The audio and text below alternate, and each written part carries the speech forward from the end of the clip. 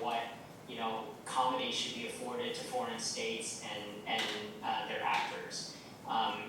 That's an inherently political decision, and why don't we leave that to a political branch to make that decision? Your Honor, the reason that it should not be dispositive here is because, as this court has said, this particular claim for immunity that Mr. Price is making is governed by the common law. But although there is no established policy, the State Department does have a history of filing suggestions of immunity in personal capacity suits such as this one. And the State Department did not in any of those suggestions of immunity focus their inquiry on citizenship or residency or any other factor specific to the individual defendant, and rather looked at the conduct alleged and whether or not it was taken in an official capacity. And here, ZTEC does not even contest that this element would be satisfied. Sorry. Go ahead. Mr. Price hasn't requested a statement of immunity. Has the State Department ever weighed in when it thinks that there are matters of national concern? Has it weighed in independently without an individual requesting a statement?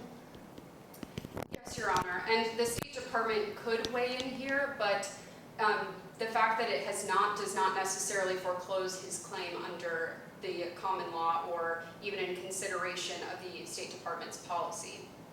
Should we read the State Department's silence as it not having a strong opinion? No, Your Honor, it should not be interpreted that way because there's no indication that the State Department is even aware of this case or that it brings up such an issue of national security that it would feel entitled to step in here.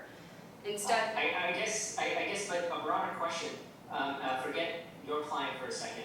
Has the State Department ever found that conduct-based foreign sovereign immunity for U.S. citizens is a thing?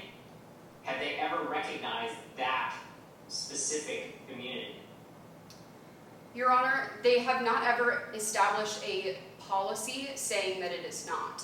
So the fact that there is no established policy here cannot cut against Mr. Price, but the fact that it has a pattern of filing suggestions of immunity for individual capacity suits such as this one is instructive that it's not a foreclosed option here. And if the State Department, sorry, I apologize. No, that's all right. So you're telling me that a defendant that's in your client's shoes, so a U.S. citizen that performs an act under a contract for a foreign government, the State Department has filed on behalf of that defendant something that says that they are entitled to conduct-based sovereign immunity. That has occurred? Your Honor, yes, the State Department has filed suggestions of immunity in personal capacity suits in similar factual scenarios. But looking more broadly to the purpose of immunity here, as the Fourth Circuit in the 2012 case Yosef versus Samantar stated, and as many cases and courts have said before, the purpose of common law foreign sovereign immunity is to shield foreign states from suit in U.S. courts. And as the Fourth Circuit specifically said, conduct-based immunity in particular is premised on the imputability of the acts to the individual to the state.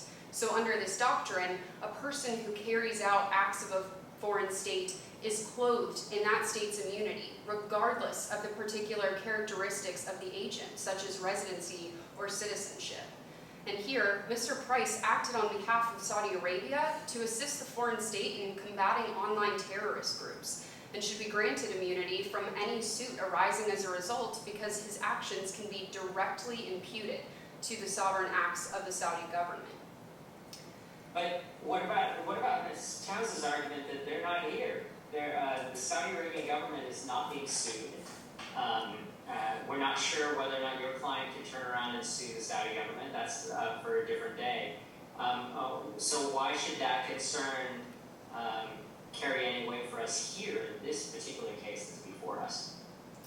Well, Your Honor, that actually brings me to my second point, that exercising jurisdiction over Mr. Price would be to enforce a rule of law against the Saudi government, because adjudicating the merits of this case particularly would inherently call into question or pass judgment on the Saudi government, because it would pass judgment on Mr. Price's actions that were taken in furtherance of the Saudi government's objectives.